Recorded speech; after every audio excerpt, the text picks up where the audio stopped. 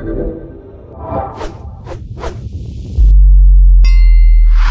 right, Dan McClellan, thank you very much for coming down here and doing the podcast, man. Thank you for having me. I appreciate it.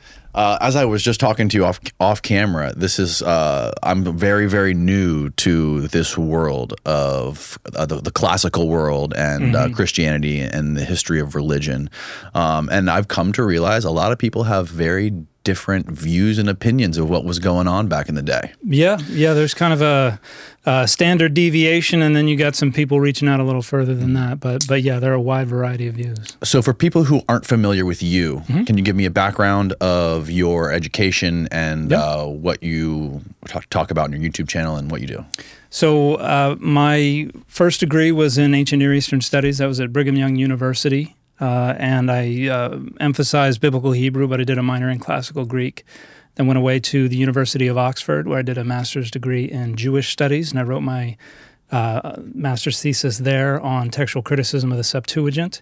Then I went and did another master's degree at a university up in Canada called Trinity Western University. That was in Biblical Studies, where I started working on cognitive linguistics and wrote my thesis there on the conceptualization of deity in the Hebrew Bible. So when they talked and thought about gods anciently, what exactly were they thinking about?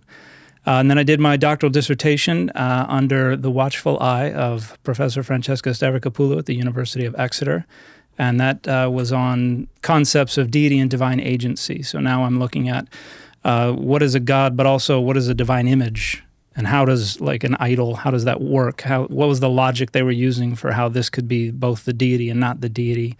And then I looked at how we can better understand some features in the Bible related to divine presence associated with that. And during the COVID lockdowns, I was at home with not a ton to do, and I started seeing people posting TikTok videos on Facebook and Instagram and elsewhere where people were talking about religion and the Bible, and I kind of was wondering who's in charge over there. And so got an account and went and checked out TikTok and saw that there were not a lot of credentialed experts who were commenting, but there was a lot of discussion going on about religion and the Bible and stuff. So I thought I might as well just kind of position myself as a bit of an umpire calling balls and strikes out there. So my channel is all about my motto is data over dogma. The idea being that I'm going to try to center the data, what we can say about the Bible and religion based on actual research, and try to prioritize that over and against the dogmas, whatever they may be,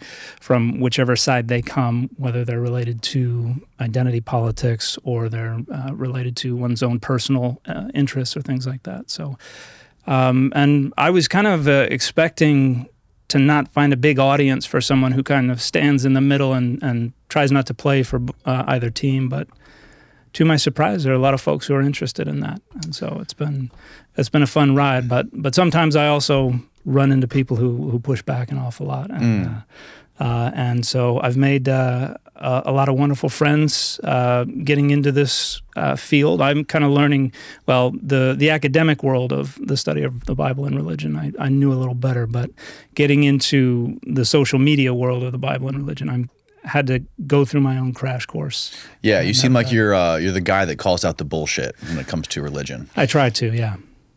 And you said you also had, what was your degree in classics? So I did a minor in Classical Greek. A minor in Classical Greek. Okay, so that's interesting. So you do have some knowledge of classics, and you did study classics a bit. A little bit, yeah. Although I transitioned into Septuagint Greek, New Testament Greek, and that's kind of where I've spent most of my time. Okay. What is the difference between a classical scholar and a biblical scholar?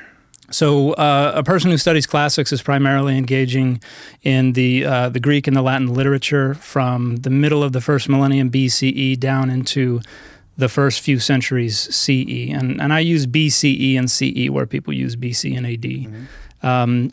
And so classics doesn't really have a ton of overlap with the Bible, but the people who wrote and transmitted and consumed the New Testament, and as well as the Septuagint, were also people who engaged with classical literature. And there's a lot of influence from classics on the Bible. But a lot of people who study the Bible will also study what's going on in the classical world because of the influence. Yeah, you frequently see a lot of overlap. Classicists going into biblical studies, sometimes going into classics. So there are folks who try to straddle both of those fields, but that's a very difficult thing to do. Okay, so classicists do entertain the Bible. Oh yeah. Not all of them, but there are plenty who will work with early Christianity just because early Christianity was engaging with Greco-Roman intelligentsia. So there's relevance to what's going on there. Okay, so I discovered you obviously after you made those 2 videos from the response videos from Amin's podcast. He said 2 things that you responded to. The first one was about the word chrio. Chrio is it's a Greek root word that he claimed was the meaning to apply a drug to the skin. Yeah. And he also mentioned that it was to be stung by the gadfly. I think those are 2 separate meanings for chrio. And then the other point was he believes that the Septuagint came before the Torah, and he thinks that the Greek was translated into Hebrew. Yeah. So which one of those do you want to start on? What should we talk about first? Whichever. We can probably why don't we start with the Septuagint? I think that's a little easier. Okay. There are no specialists in the study of the Septuagint who would do anything other than laugh at that claim. Can you, just to give people who might not be familiar with what we're talking about, can you give sort of a basis of the period of time we're talking about in history and give me an idea, like just lay out the argument? Yeah. So the development of the Hebrew Bible is pretty complex, but in short, there were a lot of traditions, a lot of poetry, some legal texts that began to be written down between around 800 BCE and down to around 300 BCE. And as they're being written, they're being collected, they're being redacted and edited, and they're coming together into this corpus of texts. Now, most scholars these days would probably say that it's not until around the middle of the 2nd century BCE, around the rise of the Hasmonean kingdom. So this is the Maccabees. This is the story of the rededication of the temple that Hanukkah is based on. But before that time, there were a lot of Jewish folks who weren't speaking Hebrew anymore. They were speaking Greek because mainly they were the ones who were living in Alexandria in Egypt. In the late 4th century BCE, Alexander the Great sweeps through all of this area, takes it over, and then as his successors are fighting for control of these regions, the land is Hellenized, meaning that Greek becomes kind of the lingua franca. This is what, if you want to engage in international business and sometimes even business between one city and another, usually a type of Greek is going to be the language of wider communication. And so a lot of Jewish folks are living in Egypt and Alexandria. They're living elsewhere where people are being raised speaking Greek as their native language, not Hebrew. Now, Hebrew is still being spoken.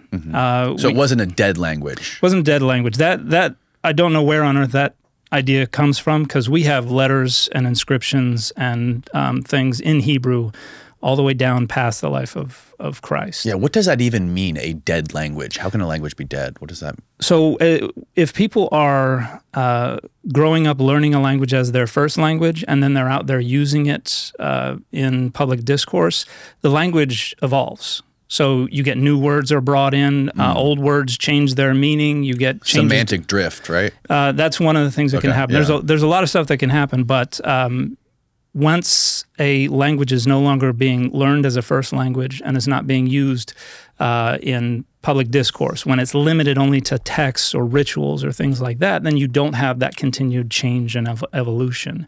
And at that point, they tend to refer to a language that it's frozen, it's not changing at all. They will usually refer to that as a dead language. Okay, I get it. So like Latin, for instance, nobody learns Latin as their first language. There are people who can speak it fairly fluently, but it's limited to usually liturgical things and rituals and things like that. So we're not building the Latin vocabulary. The syntax is not changing. You don't have old guys going, in my day, we use that Latin word to mean this, and the kids these days, they're... Understood. You don't have that kind of thing. So they used to think that Hebrew was more or less a dead language by the time of Jesus, and that most everybody spoke Aramaic, but there's a growing contingent. I would say it's probably, if not about 50% of scholars, probably even more than that, think that Hebrew was still quite active. Okay. Yeah. Now most people think Jesus probably spoke some degree of Greek. I think it was probably some marketplace Greek. Like the way that I can speak modern Greek. I can't hold a conversation. I can't argue with somebody in Greek, but I can find my way to the restaurant or I can buy or sell what I need. So that was, and Sepphoris was right over the hill from Nazareth. So if he was doing any work for people who were living in Sepphoris or something like that, growing up as a Mason or whatever he was, then he probably would have picked up some Greek. But there's debate about the degree to which Hebrew was a living language around the time of Jesus. But I think most scholars would say it was probably still a living language, although Aramaic and Greek were the more common languages of wider communication. Now, when the Septuagint was translated, Hebrew was very much still a living language. That was probably around 250 to 100 BCE. You have the process of translating the Septuagint. There's an old tradition from a text that scholars usually call Pseudo-Aristeas about the king in Egypt wanting translations of all the laws of the world. And so he sends some people to Jerusalem, and they bring back 72 elders, 6 from all the 12 tribes of Israel, and they are locked up in towers, and they each translate the entire Torah into Greek, and they all come together at the end, and miraculously all 72 translations match word for word. And so that's the legend about the translation of the Septuagint. The reality is that the books were translated by different people over the course of a few centuries, and there were some versions that were probably more popular than others. And by around the turn of the era, so the end of the 1st century BCE, beginning of the 1st century CE, around the birth of Jesus, there was probably a set of kind of more or less standard translations of the Hebrew Bible into Greek. And one of the reasons that we know that this is a translation is because, for instance, the Torah, the Pentateuch, the first 5 books of Moses, each of the books has a different translation profile. Like, some of the books are more literal, some of the books are less literal. Some have certain habits that they do in translating certain Hebrew things. Others have other habits. And so when you look at all 5 of them together, there's no way this is an original composition. It has to be a translation. And you're talking about the Septuagint. Septuagint, the ancient Greek translation. When we look at the Hebrew, there is some distinctiveness from book to book, but as we kind of drill down to the foundation of this distinctiveness, what we get is the different source texts, the different sources for these traditions. So Genesis was probably composed separately from Exodus. Deuteronomy was composed separately. We have what's called the priestly source, which is adding layers to several of the books of the Pentateuch. The Holiness Code is an even later portion of the priestly source that is responsible for things in Leviticus and things like that. So, but there's a consistency that is related to the type of Hebrew that we see being used outside of the Bible. So in the inscriptions, in the letters, the Dead Sea Scrolls, there were a lot of biblical texts, but there were a lot of other texts that were discovered there as well that aren't part of the Bible, part of other apocryphal, pseudepigraphical books, but other things that were unique to that community that was living in Qumran. And there's nothing in there. Well, so we have Hebrew, some Aramaic, and some Greek texts that were discovered among the Dead Sea Scrolls. And there's nothing in the Hebrew of the Dead Sea Scrolls that indicates it's being translated from Greek. All of the data point in the other direction, that is going from Hebrew to Greek. And in one of the videos, I pointed out that, for instance, you have these idioms that exist in Hebrew that don't exist in Greek, not classical Greek, not the Koine. Can you explain what an idiom is? An idiom is something where, like, it doesn't, the semantic content of a given set of words isn't the sum of the whole. Like a butterfly? Well, that's a single word, but a common one you hear these days is, in 1,000 years, they won't know the difference between a butt dial and a booty call. Right. Because butt and booty are synonyms, dial, call are kind of synonyms. It doesn't exactly work, but those are things where you combine words in a way that has a specific kind of semantic impact that you might not be able to decipher just from looking at the words themselves. Got it. Okay. And so in the thesis I wrote at Oxford, I was looking at Exodus 24:10, and this is the story of Moses goes up Sinai with all of the elders, and it says, "Vayiru et Elohei Israel," and they saw the God of Israel. And the text goes on to say there was like a sapphire paving under his feet, and they sat down and they ate there.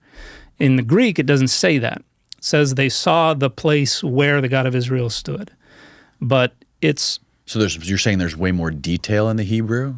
Well, no. The point here is that there's a difference between what the Hebrew's saying and what the Greek's saying, but the Greek is not phrased how you would normally phrase that in Greek. So it actually says they saw the place which God stood there, and so the which and the there are an odd way that's not natural Greek.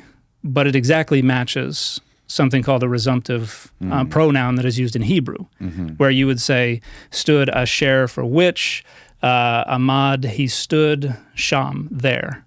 And so what it shows is that the Greek translator is translating very literally, so much so that it doesn't make a ton of sense in Greek, but if you know Hebrew, you could be like, oh, I see, it's doing this Hebrew thing. Interesting. And so there's, I'm trying to think of some English examples of like translationese where something's, I guess just saying they saw the place which he stood there. That doesn't make a lot of sense in English. But a Hebrew speaker would be able to see, oh, I see what you're doing. That's something that we do in Hebrew with this resumptive pronoun and adverb. Yeah, one of the interesting things that Amen pointed out to me when he was trying to make a case for the Greek being original was that this episode of the podcast is brought to you by Manscaped. Steve, have you heard of Manscaped's new Performance Package 5.0 Ultra? It has everything you need to prepare for that summer bod. Oh, are you talking about the Lawnmower 5.0 Ultra package? Yes, the new 5th generation trimmer. Oh, the one that has the next-gen skin-safe blade heads and then... The standard one for taking a little off the top and the new foil blade that goes smooth wherever your heart desires. Yes, Steve! Yes. They also have dual LED spotlights to provide contrast no matter what your skin tone is, so you can see where you're going in the shower so you don't clip yourself. It will devour the strongest, curliest pubes you can imagine. Do you ever stink around barbecues? You know what, Steve? Now that you mention it, I always stink around barbecues. So you can use Manscaped's Crop Smoother. It's an aftershave lotion, or their ball deodorant. Oh, yes. Yes, I have used that. Once that ball deodorant touches your sack, you'll never go back. I love it when it touches my sack. You can also now get 2 free gifts with their Performance Package 5.0. The Manscaped Boxers and the Shed Travel Bag. Bundle includes their signature silicone scrubber, their body wash,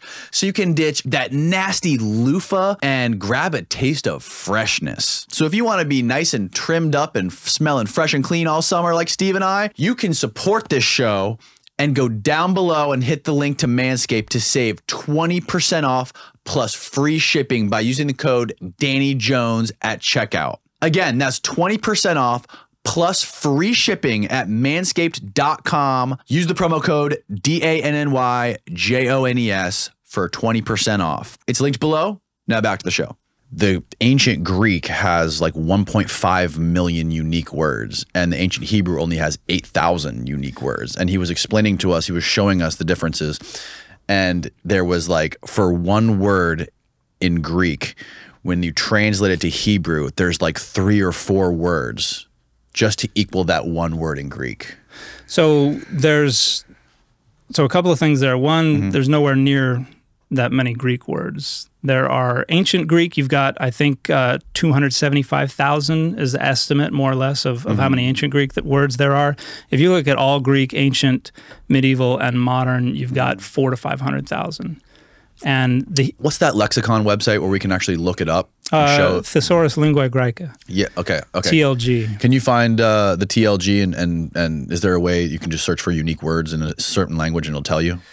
You have to have an account, I think, to do the most robust kind of search with that. Oh, do you? But I think you should be able to do some pretty basic stuff. Okay. With, see what you can find, Stephen. Okay. Anyways, you can keep going. And then there are 79,945 words in Hebrew in the Hebrew Bible alone.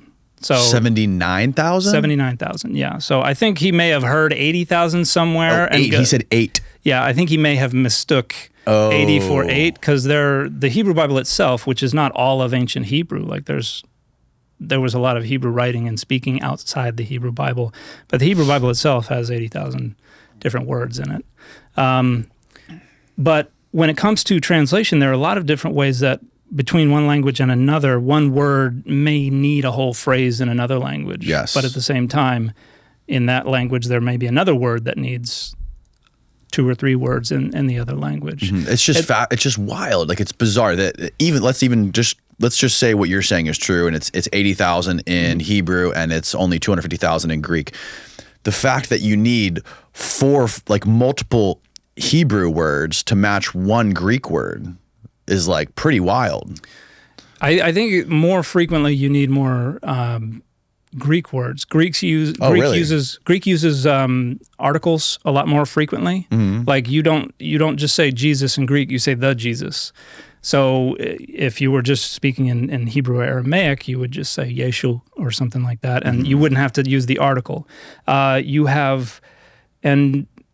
Greek is a much more systematic language than Hebrew. Mm-hmm. Hebrew is a lot more vibes going on in Hebrew. You kind of have to just get a sense for how things are being used. But also in Hebrew, things get packed together into individual words. So you can have your direct objects tacked onto the word. You can have the definite article tacked onto the word. And so if you're looking at a text, you may only be looking at one word, but it could be he did the thing. It could be 3 different words in English. And so I actually tried to figure out what he was talking about with this going from more complex to less complex. I honestly don't know. Yeah, he did a debate with a guy named Kip Davis. Kip Davis. Yeah, he did a debate with him. I think it was on Neil's podcast where they were debating what came first, the Greek or the Hebrew. The Hebrew. Mm-hmm. And this is the example I was talking about. Okay.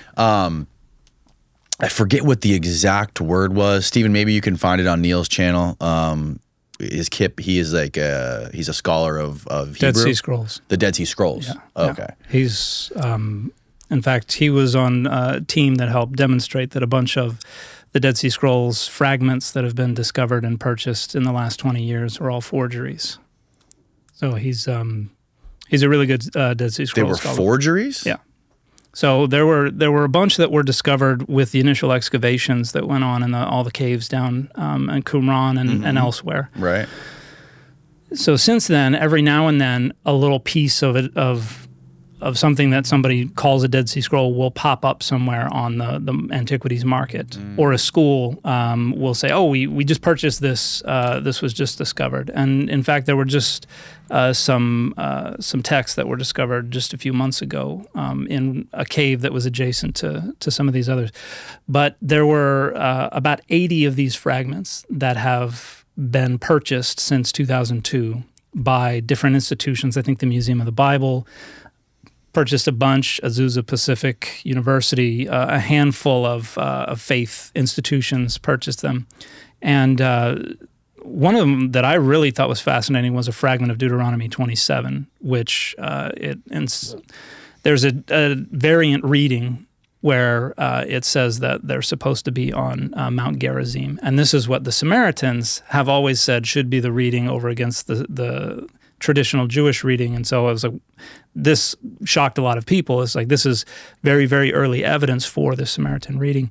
And they were given access to a number of these fragments to do analysis. And they did a bunch of different types of analysis and came back and said, every single one that we've looked at is a forgery. And the features of these that we have used to diagnose them as forgeries are found in pretty much all of the 80 or so that were that have popped up since 2002. And what sort of tests do they have to do to determine if they're forgeries? They look at a handful of different things. They do a lot of work under microscopes. For instance, if you have like a tear in the manuscript, this happens an awful lot, particularly for fragmentary manuscripts.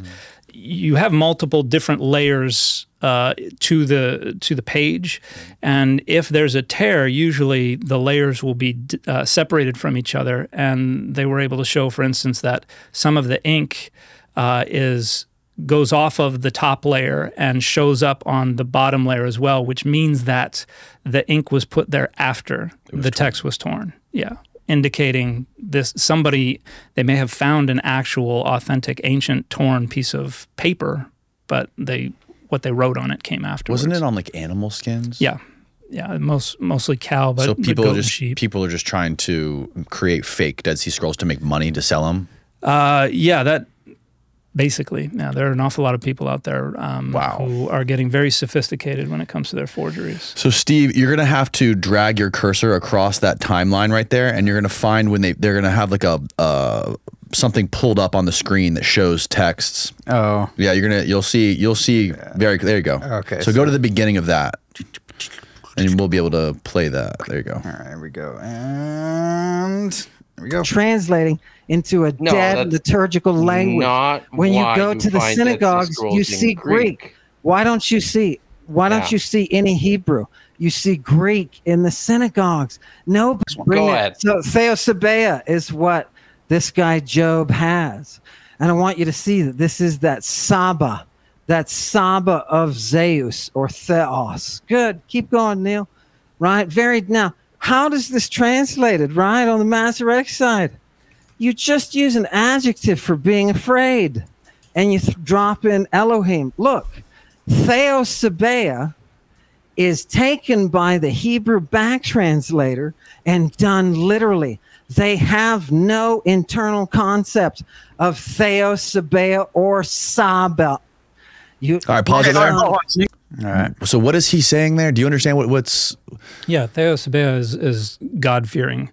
Okay. It was a title that was used. You do see synagogue inscriptions where somebody... And God-fearer was a title that was used in the Hellenistic Jewish world to refer to somebody who was a Greek or a Roman, was not Jewish, but supported the Jewish community.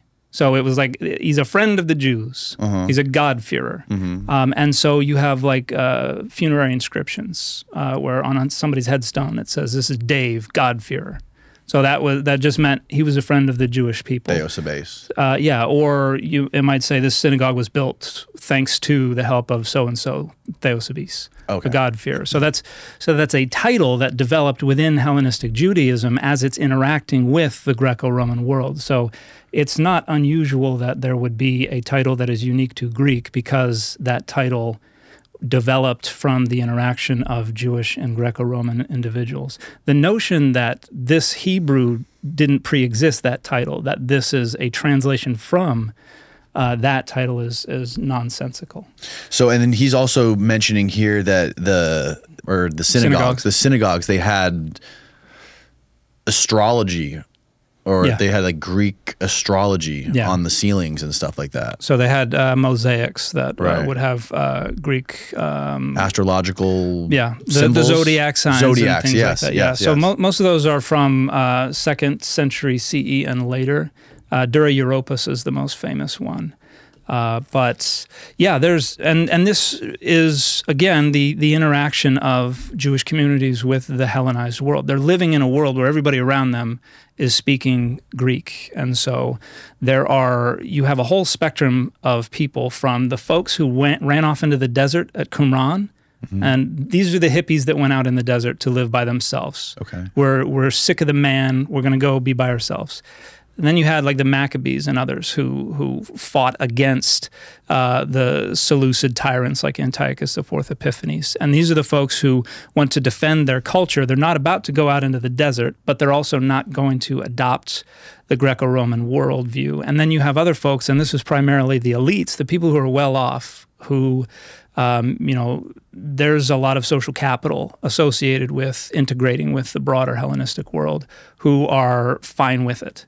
And what we find in what has been preserved in what we call the Jewish scriptures, is mostly the production of the people on the more conservative end of that spectrum. So the folks who are very insular, running off into the desert to hide from the Romans, and the people who are fighting against the Romans. Christianity is kind of the folks who are a little closer to the assimilationists, the people who are accommodating to the Hellenistic world, the Greco-Roman world. And so this is why the New Testament... Accommodating to the Greco-Roman world. What do you mean by that? It's basically, we're not your enemies. We can be friends. Our kids can play together. We can speak the same language. It stands opposed to the folks who are saying, no, the people across the street who speak Greek are not us. They want to destroy our way of life. We need to stay separated from them. Okay. And so you've got this whole spectrum of people, and the folks on the more conservative side are overwhelmingly going to speak Hebrew or Aramaic, and they may know some Greek to get by, but Greek is also kind of seen as the language of the enemy to some degree. And so we have the remains of people living across this whole spectrum, from the folks who were like, yeah, sure, do a giant mosaic of the zodiac calendar in our synagogue. You guys are paying for it. We're friends of yours. We've got a bunch of theosabi, God-fearers who are visiting us, who come to the barbecue, so to speak. And so we have those remains, and then we also have the remains of the folks who are doing everything in Hebrew. About 100 years after Jesus' death, you have what's called the Bar Kokhba revolt, which is another attempt on the part of Jewish folks in and around Judea to try to throw off Roman rule. And we have like coins that were minted that have Hebrew on them. We have letters that are all written in Hebrew. And these are another example of the folks on the very conservative side who we're going to fight against them. We're going to go live on our own. We don't want to be a part of that world. We need to preserve our language. We need to make sure that we're not using their money. We're not using their language. We're not dressing like them.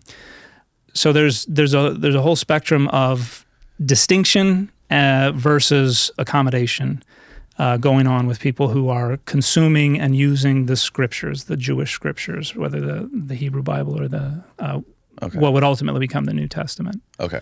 So the point he's making here is, Steve, can you just play like the next 10 seconds of it to see if we get to the Greek? Go ahead. One who feared God. You're saying it would be really hard to go the other way around to translate those two words into theosebeo. Right. It would be impossible, Neil, because so he's saying what two adding... words? So he's saying it would be impossible to translate Elohim and Wire into Theosebea? Is that what he's saying? It seems to be what he's saying, which is nonsensical, because translation is not just a surgical, technical reproduction of the same words in another language. It is just as much an art. There's a whole range of ways to translate something, and particularly when it comes to things that are considered authoritative or even inspired. And so you have a word like Theosebea, which means is to one who fears God. So that's one word in Greek, right? Right. And then so if I say it's a compound word though, because it's theos and the verb for fear. So it's two of them being put together in one word. It's a compound word. Okay, so it's kind of like booty call. Well, that would be two words or a hyphenated word, but football. There we go. Okay, got it. Thanks, Steve. Okay, so this is like we're taking a word like football and we're translating it, and basically, so you're saying they're separating it and they're taking each part, the person who's doing the fearing and the entity God, and they're separating those into Hebrew. And Amon's point is that it's impossible to do this. I worked in scripture translation for 10 years. That's laughable. The notion that would be impossible is just nonsensical. That has absolutely no basis in any kind of valid translation theory that exists. There is a presupposition in the translation of the Bible that anything that is said in in a given language can be translated into another. And I think there's a degree to which that's accurate. But at the same time, there's so much nuance and so many layers of meaning that can be added by the nonverbals, by emphasis, by context, by all this kind of stuff that that you can't really communicate in writing. So there are ways to say, you could have a text and a translation, and you could say this is an accurate translation because these words means this and these words mean this.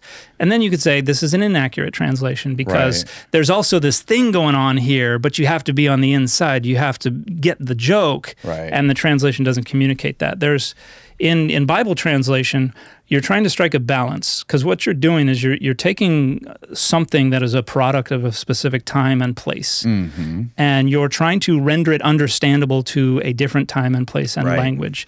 And there are a bunch of ways that you can, your translation is going to fall somewhere between those two, and you can make it a lot closer to the original. Like if you use the same word order, or you ensure that the same number of words are being used or something like that, and that makes it closer to the original, but then the reader has to do a lot more work to understand it. They have to get themselves closer to the original time and place in order to understand what's going on. And so like an interlinear, people think they understand the Bible better if they look at an interlinear or something like that. And that's not how language works. It becomes harder to understand. The other thing that you can do is you can accommodate the language to the target audience. You can move the translation closer to the understanding, the conventions, the history of whoever's going to be reading it.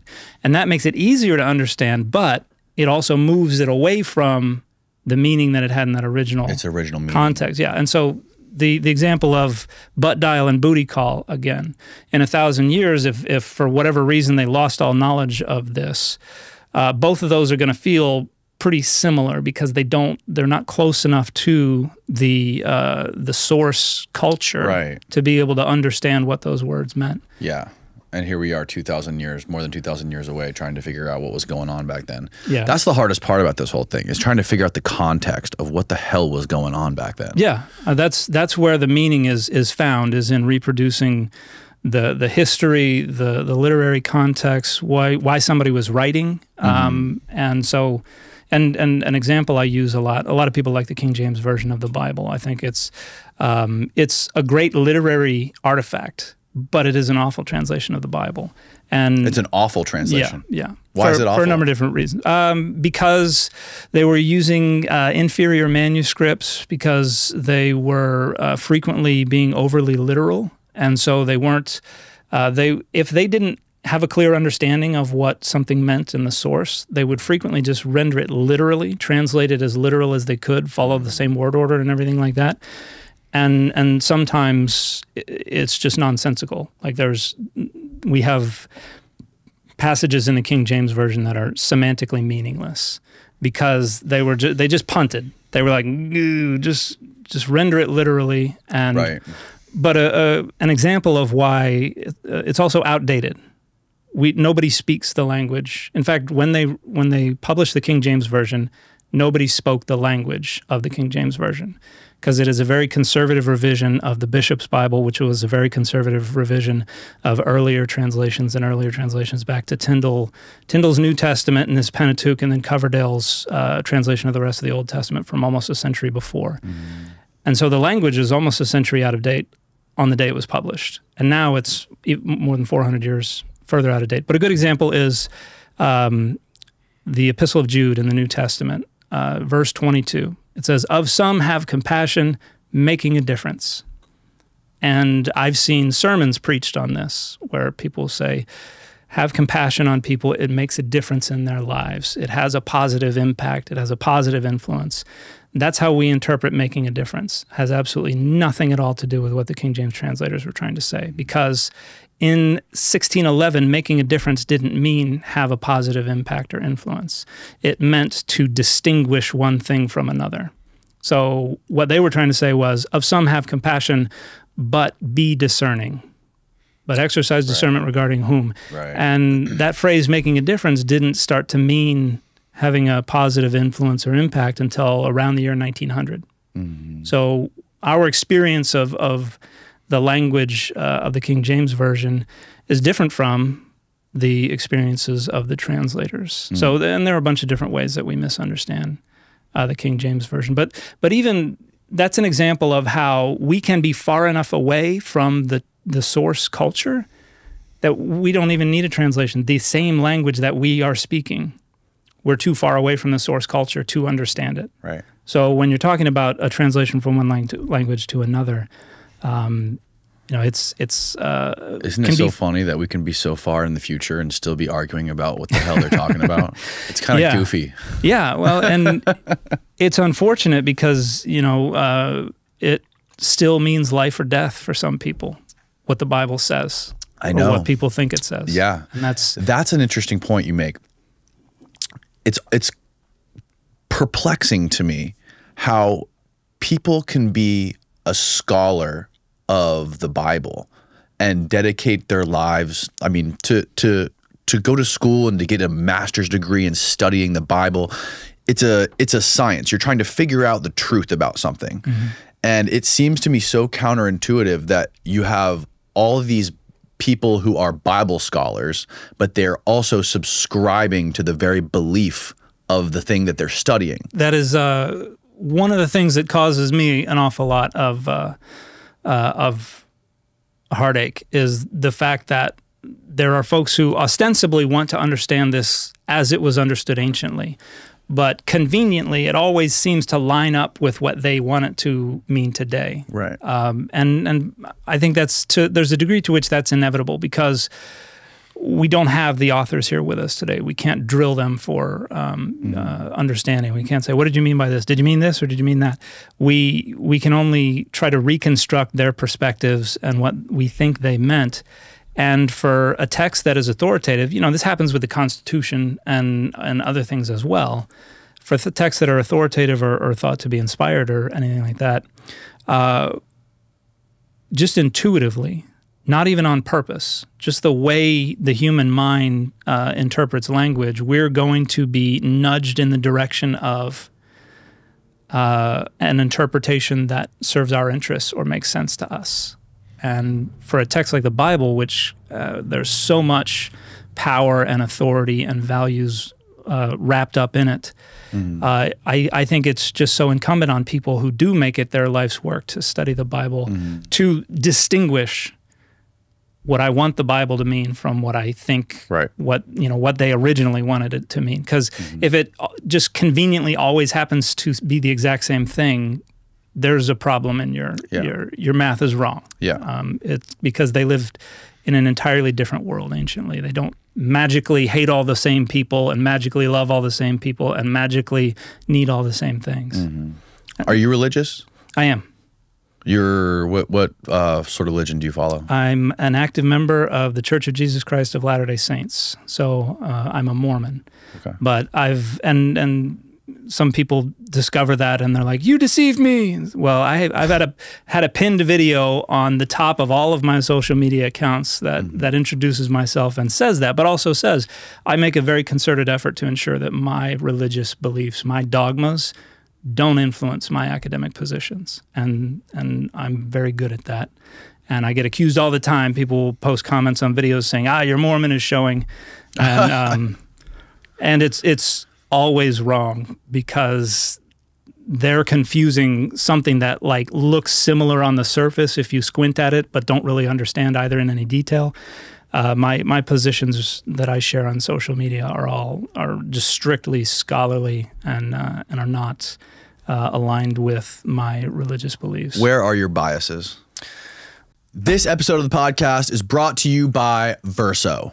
The older I get, the more I want to invest in my health, because I don't just want to look young, I want to feel young. Recent scientific findings demonstrate that it is not only possible to slow down the aging process, but it's also possible to reverse it. That is why I use Cell Being by Verso. Cell Being contains scientifically proven ingredients that target the root causes of aging, and that way you can avoid the whack-a-mole process that you get when you use regular supplements. It contains NMN, resveratrol, TMG, and together these ingredients turn on longevity pathways in your body to help fight the effects of aging. It also improves metabolism, boosting your NAD+, and so on. I started using Cell Being years ago, originally when nutritional scientist Dr. Don D'Agostino came on the show. show and explained to me all of the amazing benefits. Now I use it for pre-workout. I use it in the morning for an extra boost of energy.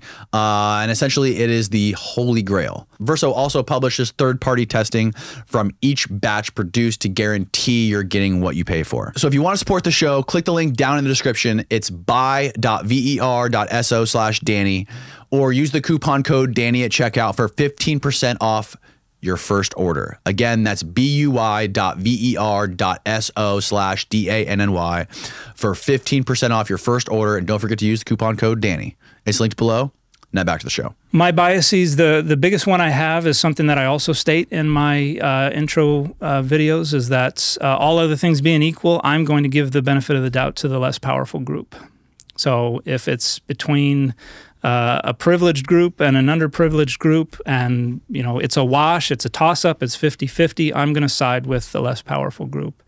And I'm a specialist in the cognitive science of religion. That was part of my doctoral dissertation. And so I study why people believe what they believe, how they think about it, how they talk about it, why they talk about it the way they do. And so a lot of my work also includes commentary about this is why this is going on. This is why people are interpreting the Bible the way they are. These are the kind of the intuitive nudges that they're getting to that's leading them in the direction of interpreting it that way. And so a lot of people accuse me of trying to read minds, and it's like, no, I just read a lot of research about why people believe the way they do.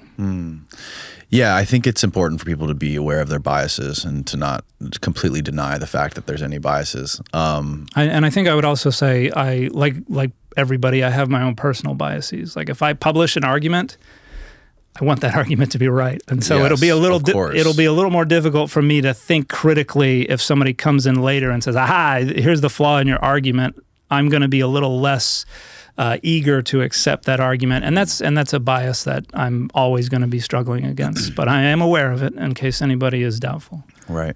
Now, going back real quick to the Septuagint, is there any evidence that we can date the Torah? Let's just say the Torah was first, the Septuagint came after. Is there any evidence that places the creation of the Torah in the Hellenistic era?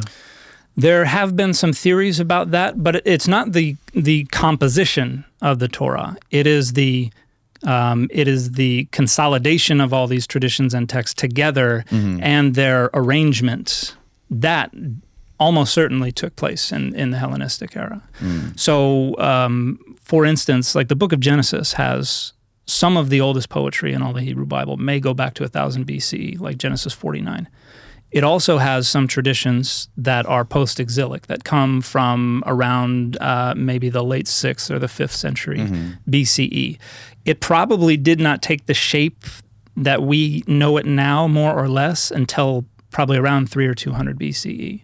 So these texts and these traditions all have very, very long lives. But I think that the actual arrangement of the 5 books of the Pentateuch in the way we have it now, that probably did take place during the Hellenistic era. However, the stories in them, and many of them in the actual textual form in which we now have them, probably existed for several years prior to that. Yeah, I watched a video with the guy Gad Barnea, and he says that he insists that the Torah was at 300 BC or later. Yeah, and usually these scholars are talking about when it all came together in the shape that we have it now. Okay. Which is close to the Septuagint. Yes. Right? Yeah. Yeah. Very close. Relatively close. Yeah. Within a century. Within a century. Yeah, and at the same time, when we look at the Septuagint translation of Jeremiah is 1/6 shorter than the Hebrew version. And so what a lot of scholars think happened there is that the version of Jeremiah as it existed when it was translated into Greek was much shorter, and that it was expanded scribally in the centuries after. So there's probably a lot of stuff going on right in between 300 and 100 BCE. There's probably an awful lot of stuff going on, and it's an incredibly complex thing to try to to unpack and parse apart. But in general, in kind of broad strokes, we can talk about the main sources being the Deuteronomist source, the priestly source, and then the others we call non-P of the Pentateuch. Probably the Deuteronomist probably started under King Josiah, the end of the 7th century BCE. That's when the earliest layers of Deuteronomy probably started getting written down. But Deuteronomy in the shape that we have it now probably is around 300, 200 BCE. So there's over 300 to maybe 400 years of development of that text. Here's another thing I don't understand. Yeah.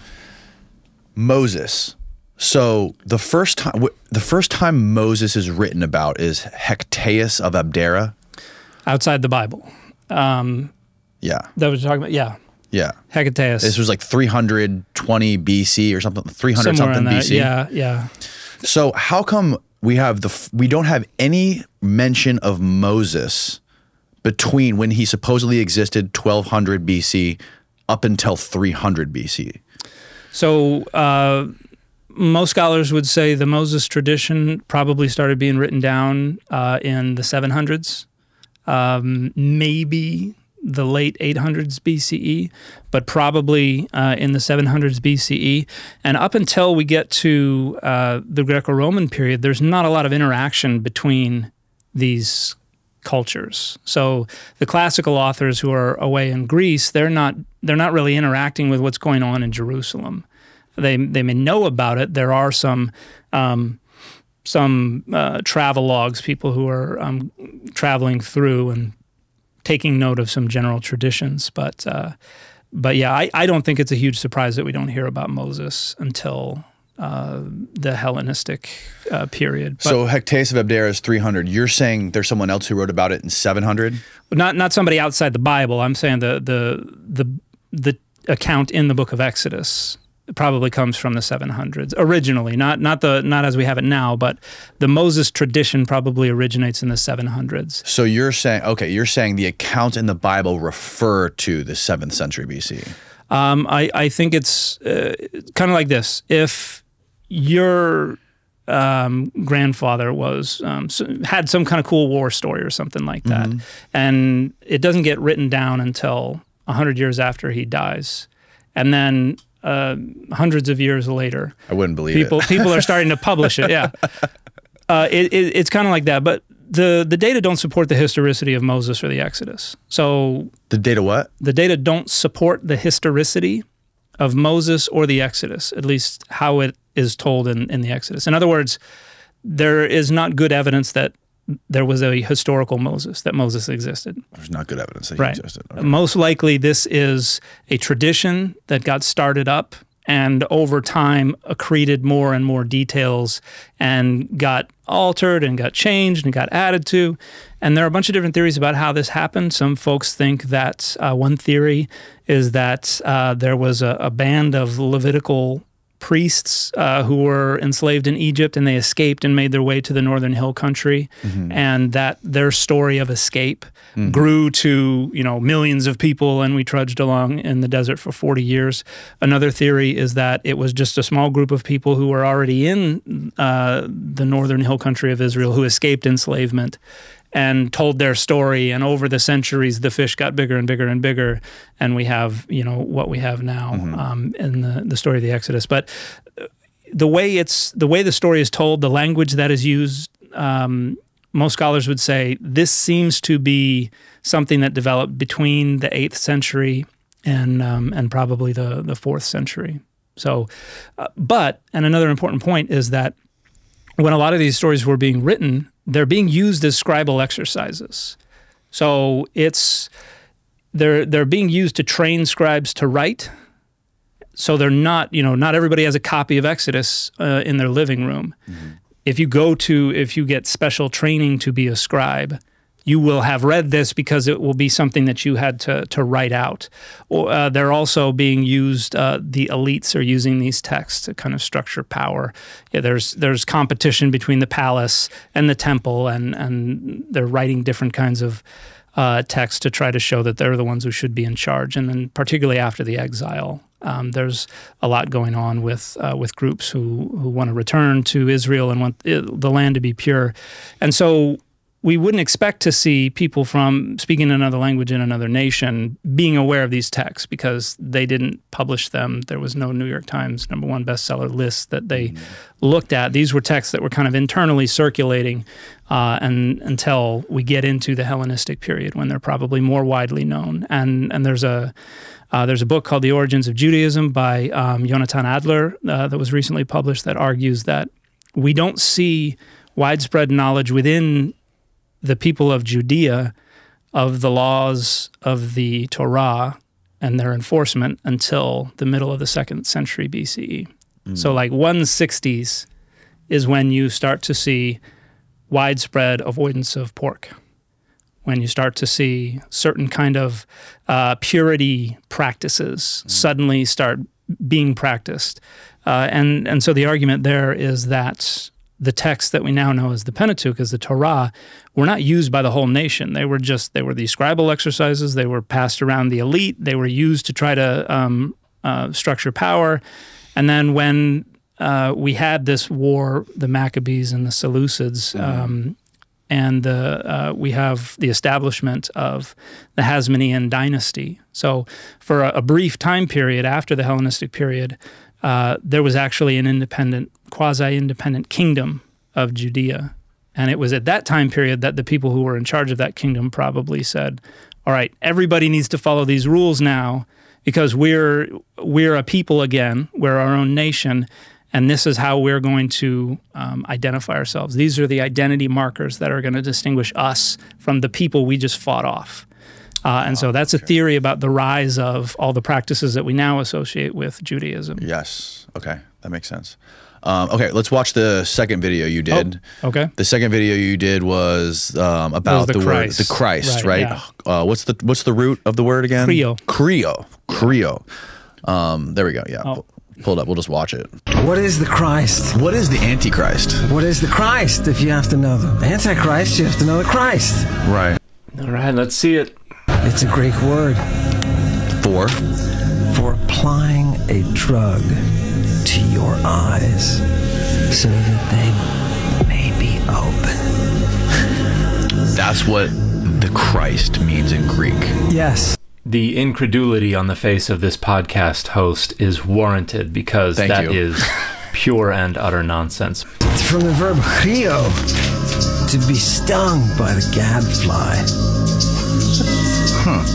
So as with many words in many languages, the verbal root chrio in ancient Greek can mean more than one thing.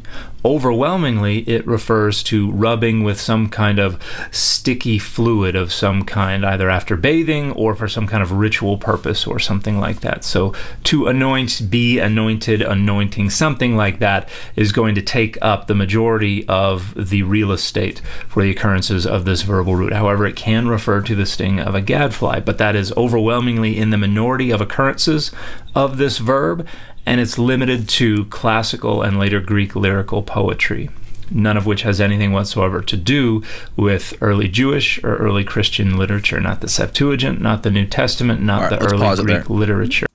Okay.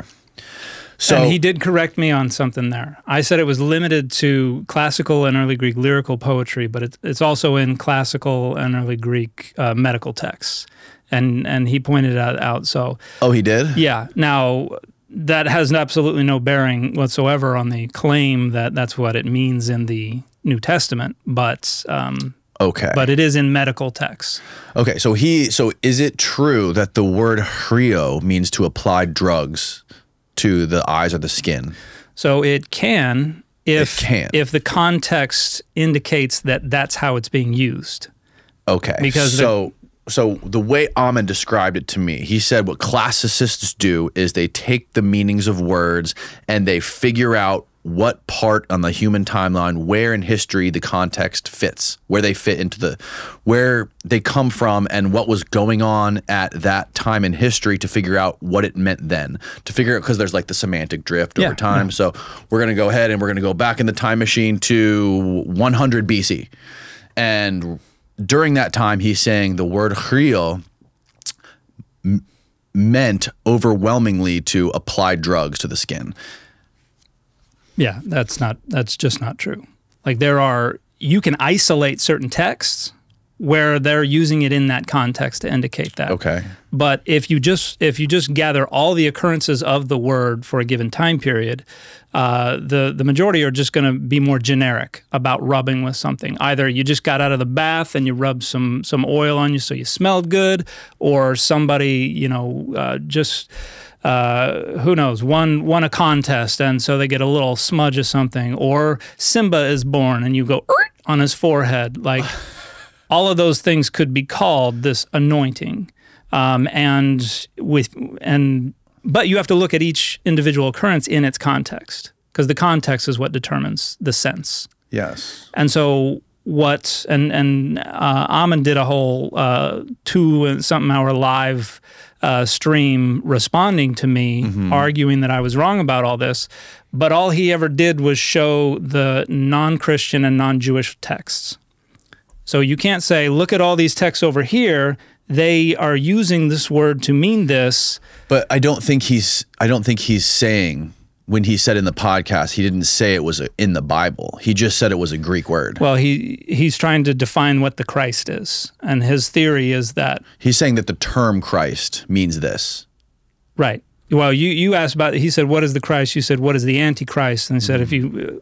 Christ and Antichrist, as we use those words today, are biblical terms. They're biblical terms, right? But what I get, what his point is, in the sources, in the original sources, when the people around that world were talking about and were writing about this kind of stuff, what he's saying is, outside of the biblical context, Christ meant drugs and Antichrist meant antidotes to drugs.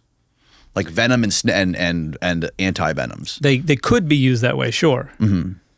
What is this? Is this what would this help? This is so Christos. Is that the word?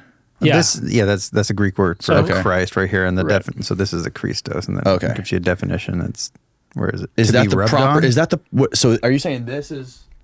Is that the word we're talking about? So Christos right there. Yeah, Christos is a title. This is the Greek actual Greek letter up here, and then this is the English translation. Okay, so it says to be rubbed on, used as ointment. Yeah. Now you occasionally have occurrences of this form of the word in classical Greek, but this was not a salient title. Like if you were just if you just had some random Greek text and they just referred to the Ho Christos, the Christ, no one would know what on earth you were talking about unless something in the context were to indicate. As a title, Christ and Antichrist are overwhelmingly for us today and in the ancient world are going to evoke Christianity and the New Testament, where the words are used very differently. They're never used to refer to, and this was something that I pointed out that. But this was before Christianity. Oh yeah, this was before Christianity. Right. So there's the way it was used in the centuries prior to the development of the New Testament don't necessarily govern how they're allowed to use it in the New Testament. My whole point was that. If you're talking about Jesus in the New Testament, if you're talking about the translation of this word in the Septuagint, because this occurs in the Septuagint, like Cyrus the Great is called my Christ in the Greek translation of Isaiah 45:1. And that is a translation of the Hebrew word Mashiach, which is that also long predates Christianity, that is used to refer to people who are anointed for certain purposes. They're consecrated, whether they are prophets, priests, or kings. So, Samuel anoints Saul and David to be king. So, in that sense, they're anointed because they're given special authority, or prophets could be anointed. And Jesus is the anointed one because this tradition developed that primarily in the Greco-Roman period, that there was going to be some special figure who had special authority, who was going to be kind of a mediator between God and humanity, who was going to be known in some circles as the Anointed One. Now, there were a bunch of other titles as well, And when the Jesus tradition starts to arise, he kind of consolidates all these different titles. But the one that takes over, at least in the New Testament, is Christ. So how come when we type in this word here, it only pulls up this, to be rubbed on and used as ointment? Because this is the generic sense, but then in different contexts, it can have more specific reference. So, yeah, like you could use the word anoint today. You know, if somebody, if you hit somebody with something that was wet and, you know, knocked him out and they got all their face wet, you could say you anointed them, just to be funny. Like, so the word has this kind of generic sense, but in that context, there's all that additional semantic content that's associated with them, with the generic sense. Okay. And this gets into some complexities of how language works. But now, in his book, The Chemical Muse, he makes the case that during this time, that during this classical period, this classical era, that life was absolutely brutal and terrible. People were not dying from heart disease. People were not dying from old age. People were dying from hand-to-hand combat, plague, and famine. And he was making the case that medicine and drugs, which weren't distinguished, there wasn't really a difference, were ubiquitous everywhere. People needed them just to heal from wounds, from battle, from everything, to get through the day, basically. And he was saying it wasn't drugs as we look at drugs today, right? We have the war on drugs. We have this schedule system of scheduling drugs depending on how bad they are, or what the crime is going to be, or how much jail time you're going to get. That did not exist. It was just they were viewed as medicines and ways for these people to get through life and to make life more bearable. So he's saying that because I think he's connecting the dots here. I think he's kind of using that was what his dissertation was about, and he's taking the meanings, like you look up the word for Christ and it means to apply an omen. He's connecting the dots there with drugs. And he also showed a passage from, what was it? Was it Euphrates? I saved it and I emailed it to you, but there's a passage he showed me. Is this it? Why do famous Greek authors okay, yeah, this was an example, right? So this was from what? This was from line 516 of Euripides of Hippolytus. The Greek is very simple. So that's a sentence in Greek, and he's saying translated, it means, what kind of drug is it? Is it a Christ or a potable? Potable means to drink it. Yeah. So is it topical? Or is it something you consume? Yeah. Right. So this is, anyways, my point, like this is his point of view. You can see where he's coming from. Yeah. And I don't disagree with the fact that they were using whatever they could find to get by. You know, doTERRA is around today because people want to use whatever they can find to try to cure what ails them. So, but to use that as an interpretive lens to try to entirely renegotiate what Christianity was, what Jesus was within early Christianity, is like at least be able to use evidence from those texts, because Euripides has no bearing whatsoever on how the author of the Gospel of Mark or how Paul were using the term Christ. If you go look in their text, they're not using it in a way that that is amenable to these other medical texts. Like just the genre of text is different. It's not a medical text. You have kind of Greco-Roman bios as part of what the Gospels are doing, and you've got a bunch of epistolary stuff, a lot of paranetic stuff.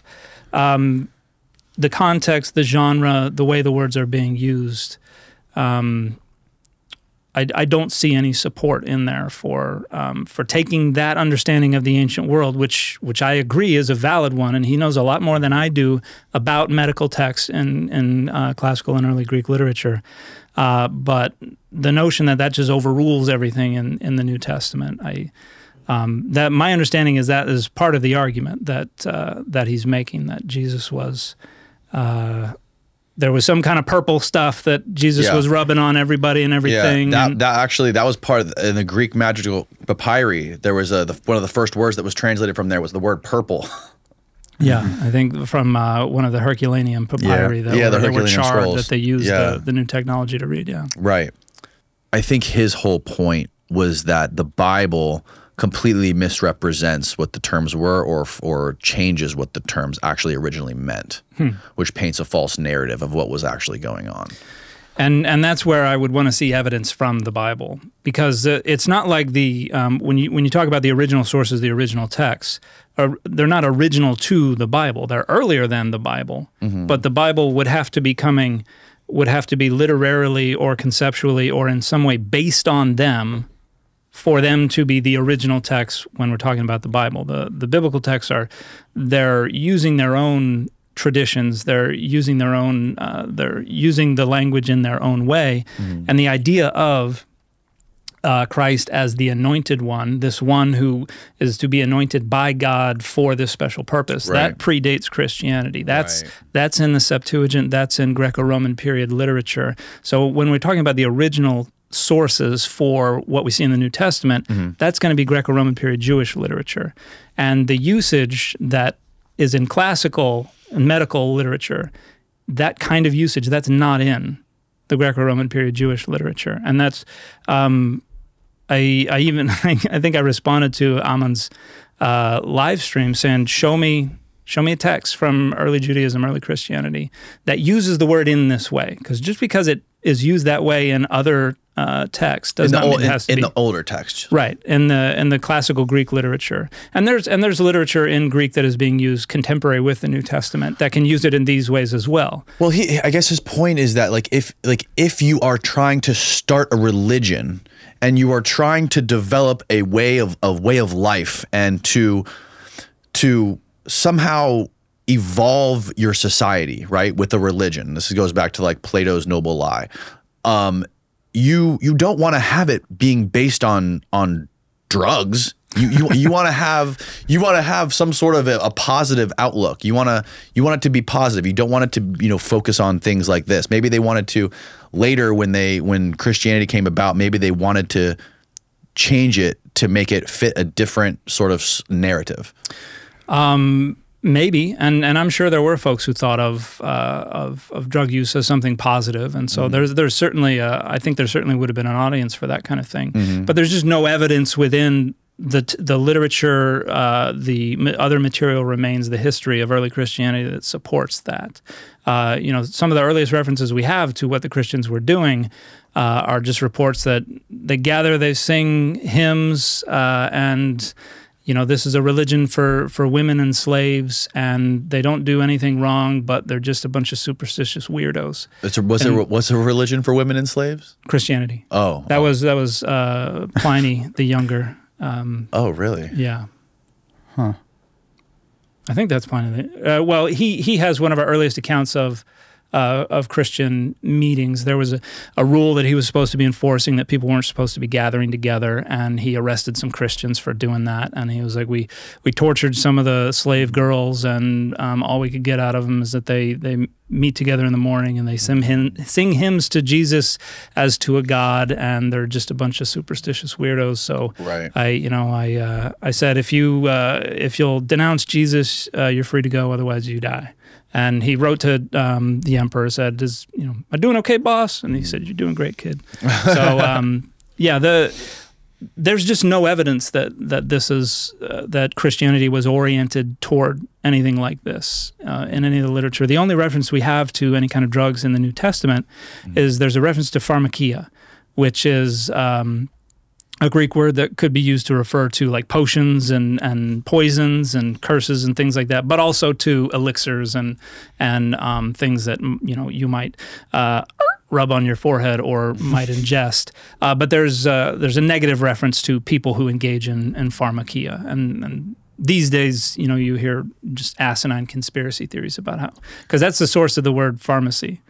And so a lot of people think, the pharmaceutical industry is therefore the Antichrist or something like that. That's amazing. It's all interconnected. So yeah, what is Christianity like when Christianity was developed? What did they say about the Eleusinian mysteries?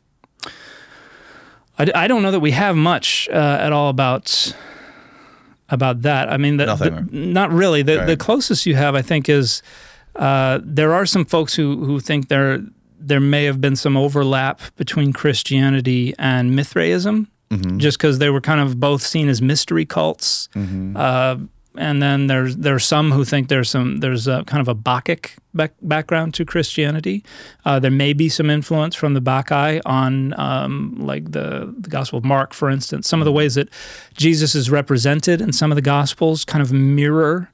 What is Bacchic? The Bacchae is a story associated with Dionysus and mysteries and people who dance and frolic and get drunk on wine and stuff like that. And the Bacchae is this famous piece of literature. And there have been scholars who suggest some of the imagery in some of the gospel accounts is riffing on what's going on in the Bacchic literature.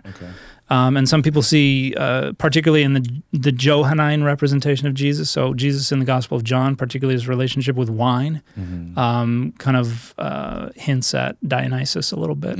So there are some ways some of the writers of the New Testament literature are pulling in some imagery from the Greco-Roman world and from the mythology to try to represent Jesus as kind of the true one who has all this power and is sovereign over all these different aspects of the world. Including the beginning of the Gospel of Mark may be riffing on something called the Priene inscription, which celebrates the good news, the gospel of the coming into the world of the god Augustus, because it uses a lot of the same terminology. What do you make, speaking of Mark, what do you think of Ammon's interpretation of the scene in the public park where Jesus was arrested at 4 a.m. with the kid?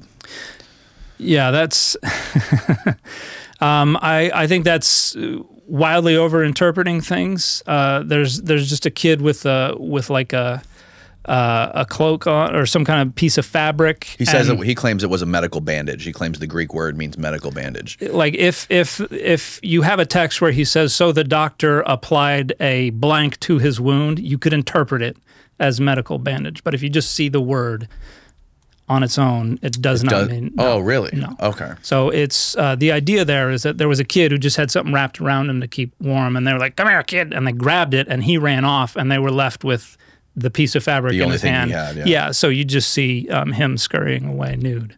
Okay. So the notion that there was anything sexualized about that, or that it had anything to do with drugs or antidotes to drugs, isn't supported by anything at all. And is it true that Jesus said, "I'm not a laestace"?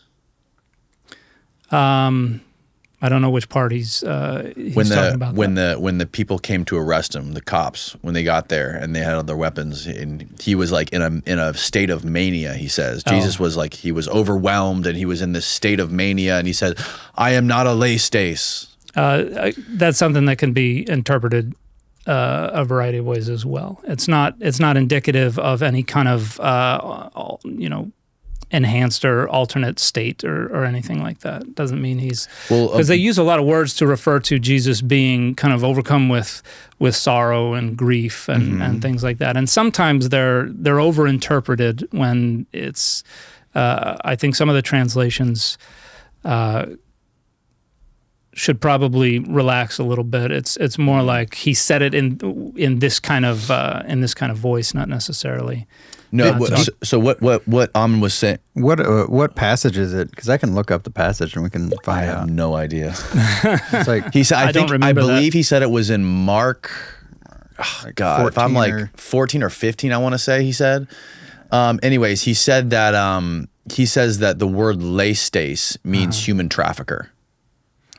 And he says that human traffickers were also everywhere in that time period. He says there was pirates, there was traffickers. I mean, even he said Julius Caesar was captured by human traffickers or child traffickers. And when Julius Caesar, like he says that in Julius Caesar's account, he actually calls these guys laestace or laestai or something like that. And then he goes and crucifies these guys that captured him when he gets ransomed and catches them. Yeah, I know there was a lot of human trafficking going on because you had the society was even more stratified then than it is now. So you had a lot of people who were enslaved, and then you had different types of enslaved people, and so yeah, I'm sure there was a lot of that going on, particularly in the more densely populated areas. So yeah, so his point about that was, you know, why is this guy saying I'm not a lay stace, which means I'm not a human trafficker, when this boy is with him and the boy runs away, and then he goes and he says the next day he's crucified in between two other lay stace. He says the guys that were crucified next to him were human traffickers. So I know that the terms when it's talking about so human trafficking wasn't a from what I know from first century Rome, human trafficking wasn't one of the crimes that was punishable by crucifixion. It was the word that they used to describe the criminals. I think in the later text it calls them thieves, but they're brigands. They're because it was shoot, I'm forgetting the word. Steve, maybe you can find that Greek word and we can punch it in that thing again. Yeah, there's a. I'm trying to think of the English word. It was basically it's sedition that was punishable by sedition crucifixion. Yeah. What does that mean? So that's trying to revolt against the state. Okay. Okay. But they would have been people who were probably revolutionaries or people who were attacking the Roman rulers or things like that. I know thieves is not right. Go back, Steve, to that long list. Yeah. Go down. It says on the right kind of like what they all mean. Yeah. Plundering, booty, spoil, taken as booty, captive, a robber. There you go. Those, yeah. Wasn't a lay stace to seize, to carry off as booty. Keep going. It was like a pirate. I think this is it. One of them said buccaneer, didn't it? Yeah, but I think buckaroo is the right translation there. Yeah, it's hard to every way I can spell it in the English language. It doesn't. But you'll notice with these glosses as well, because these lexicons just use glosses, which are basically here are equivalent words. It's not necessarily saying this means when this happens in this context and this color and all this other stuff.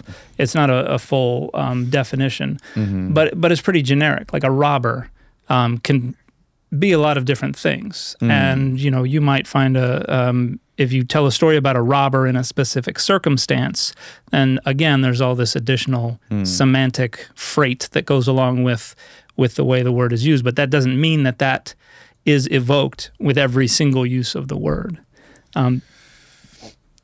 But yeah, I don't think I know of any New Testament scholars who would agree that the other two people crucified alongside of Jesus were human traffickers. I mean, it could have been included in the broader notion of someone who committed sedition or someone who was a brigand or something like that, but it certainly doesn't specifically refer to human trafficking. And he says that the word he uses, that lay stace word, is the same word that Julius Caesar used for the guys that captured and kidnapped him and that he crucified. There it is. I found it. That's the word right there. This is the Greek actual spelling. It's funny. It says predator. Yeah. Whoa. Lay stace. That's predator how it's spelled in English. But let's plug it in. Maybe, let's plug it in, and then we should find the actual passage in, I think it's Mark, I've been looking at it. Oh. Or maybe it's Matthew. I don't know. Anyways. So stick that in there. Pump that in there. There you go. Okay, here you go. To be carried off as booty, to be won by force, a pirate or a robber. Yeah. So that can refer to an incredibly wide variety of things. Okay, so yeah, robber, highwayman, bandit, revolutionary, insurrectionist, guerrilla. So I think that second sense, revolutionary, insurrectionist, that's the kind of sense that could merit crucifixion. Oh, that's not even here. You said, yeah. Where did you find the revolutionary? So I'm looking in what scholars affectionately know as BDAG, which is a Greek English lexicon of the New Testament and other early Christian literature. So it isolates the usage of these words within early Christian literature to show how they're being used in those contexts. Yeah, but wouldn't that kind of be a biased translation? If Jesus is saying he's not a lay stace, they wouldn't want Jesus to be saying he's not a predator. they would want him to be saying he's not a revolutionary. Well, right? they look at all the different places it's used to see how it's being used, and I'd be interested to see chart the usage of this word to see in what genre of literature and what types of context it is used to refer specifically to human traffickers. Because robber, highwayman, bandit, that's pretty much anybody who's waiting along the side of the road. Well, the guys that captured Julius Caesar, wouldn't that be in the same context? Because he was what? But the context would indicate it.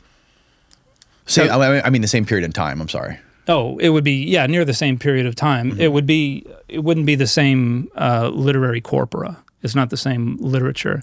And also, one of the big differences between what's going on in the literature written by Greek elites and the literature written by early Christians is the Christians are using the Koine Greek, common Greek. This is street Greek. Okay. It's the Greek that you use as a second language. These are not people who were raised reading Plato and Aristophanes and all these other people. And so this is, they're more closely related to classical Greek over and against the New Testament Greek, which is generally referred to as Koine Greek, which means vulgar or common. Okay. And so they use words in different ways. And this is one of the main points, is that all the literature that Ammon is pointing to is exclusively classical literature or literature from elite Greeks who are literarily trained and all that kind of stuff. I didn't see. Are you familiar? Sorry to interrupt you. Go ahead. Go ahead. Well, I was just going to say I have yet to see a single piece of evidence actually from Christian literature to indicate that it's ever being used in anything approximating the way he's describing it. There is you found the verse. Mark 14:51. Yeah. New International Version. A young man wearing nothing but a linen garment was following Jesus when they seized him. But where does it say when does he say his response to the cops? Here. Oh gosh, where did it go? What was I going to say? Are you familiar with Lucian? Not very familiar now. It's been a while. So he wrote Lucian was another example of a writer. I think this was like 150. I could be wrong here. Steve, you have to fact check me on this. I think it was like 150 BC. Lucian was a poet, and he wrote a story about a guy named Alexander the False Prophet, who was a lay-stace. And he's using the context to how Alexander, the context that Lucian uses to describe this guy Alexander the False Prophet as this terrible, tyrannical lay-stace who's trafficking people and using them as like putting them into like prostitution rings and all kinds of stuff. I think he's using that for the main historical context for that passage in Mark where Jesus says, "I'm not a lay-stace." Yeah, that's. So that wouldn't be relevant to what was going on the ground in that part of the world. Because we're talking 200 years later, 200 plus years later, and a different part of the world and a different type of literature altogether. Can you Google Lucian so we can actually get the real story about what his deal was when he was? Sorry. But yeah, you need to be able to show that this usage is actually going on in the text you're looking at, you're asserting where it's occurring. But I don't think there's anything in the New Testament that can plausibly scroll down about there you go. The old 125 Wikipedia. Okay, so that is CE. What is CE? What does that mean? So that's AD. That's AD, right? So this is a well satirist. After. Yeah. Yeah. So this is saying he was 125 to 180 AD. Right. Okay. So roughly about 100 years and change after. Well, Jesus. less than that for the actual composition of the Gospels. So their Gospels are 70 CE to maybe 125 CE. Oh, really? Okay. Yeah. So that's around the same closer time. In time. Yeah, it's much similar, but that's also interesting. The Gospels are written then. And they're talking about this story of Jesus being in a park, being arrested at 4 a.m., 100 years later. And Mark, the Gospel it's in, Mark wasn't even there. Right. A bunch of it. Who were there? There was Paul, Peter, James, and John. Peter, James, and John. Yeah. So why is it in Mark if he wasn't even there? I don't know. I don't understand this stuff. Well, none of the Gospels were written by people who were there. None of them are eyewitness accounts. They're all later people who are basically just committing the tradition to text. And probably because they're getting far enough away from the actual life of Jesus that nobody really has a plausible case to have actually heard the words of Jesus directly from him, and so now it's time to actually commit these words to text. Because there was an idea initially that Jesus's words had more authority than the scriptures. Because scripture means written things, so words on a page don't have as much authority as spoken living words. So the whole, you have read that Moses said this, well, I say this, is a way of suggesting that Jesus's words trump scripture. But once you get far enough away that nobody can say, I sat on my grandmother's knee and heard the words of Jesus. Now you kind of need the written words to ensure that they actually get preserved. But you still have the continuation of this tradition of what they called the agrapha, the unwritten things. So there were traditions about Jesus that weren't written down, but continued to be communicated orally, that were considered to be of special authority because they remained unwritten. So do you think this gives it more merit, the fact that this was Lucian was around the same time those Gospels were written? I don't think so, because there's a context that is giving that word a more specific sense. In the absence of a context that indicates what it means, you've got to look at what it means most generically, and then try to reason from there why it's being used the way it is being used. Because if I am on a street in San Antonio and I say the word boot, there's an image that's going to pop up into people's heads. It's a generic term, but they're going to come up with a very specific image. It's going to be something like a cowboy boot. Right. If I'm in London and I say boot, they're going to think either of an army boot or the trunk of a car, because it's a different context. Same word, but the context is what determines the semantic content that gets evoked for the hearer or the reader of the text. And there's just nothing in the New Testament that points in this direction. So where did Lucian come from? Was he not in the same area? He's close to the same area. Can you scroll down? I don't know where he was living when he was writing, but I know he's...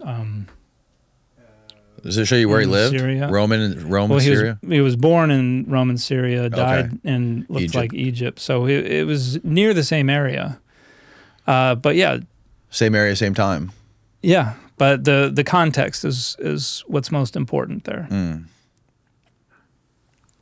I got to come up with some more off the cuff examples of contextual differences and contextual uses of words. And it seems like in his definition, every single definition had something to do with thievery or piracy or robbing. But what was the one that you looked up again? What was what you said you found a different definition? What was the website you used? That was a lexicon, BDAG. BDAG? Yeah, that's just an acronym. A Greek-English lexicon of the New Testament and other early Christian literature. Okay. And yeah, there are a bunch of different lexicons for ancient Greek. So that basically just references the Bible, the scriptures, and figures out what the words meant specifically in those scriptures. Well, it's the New Testament and the other Christian literatures, usually the writings of the first couple of centuries after the New Testament was written. Okay. So, but yeah, that's generally considered kind of not a totally isolated, but its own kind of linguistic corpus. Okay. The early Christian literature, because they're all talking to each other, and they're sharing a lot of background, a lot of understanding, and they're talking about the same themes. And so that's considered its own kind of corpus for analysis. When it comes to the crucifixion of Jesus, what is the conventional understanding of why he died so soon? Because it's isn't that the consensus that he died soon, like quicker than he was supposed to? When people get crucified, it takes a long time. They have to come back and break their legs, so they drop more and they suffocate. But for him, he died like way earlier than he was supposed to. Yeah, that's what it says in one of the texts, that they went to break his legs, but he was already dead. Yeah, and I don't know that there's anything historical about that. However, that text is used to show that he was the perfect sacrifice, because according to Jewish custom, this specific type of sacrifice, you were not supposed to break any of the bones of the animal. And so it was basically a way of telling the story in a way that makes Jesus the fulfillment of prophecy. Oh. And I don't know that we could demonstrate one way or another that it actually happened that way.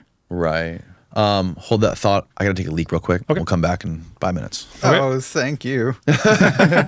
So this guy, he says he's a big fan of Dan. He's got a couple questions. The first one up here. Oh, this is a good one. Yeah. I appreciate his expertise in citing the sources and his responses to people. Danny Jones, can you please ask Dan McClellan about his views on the people like Billy Carson, whom he has made very critical response videos on YouTube about, and the rise of the simplification of the Sumerian creation stories and the Anunnaki? Does he feel like Billy Carson's teachings are dangerous?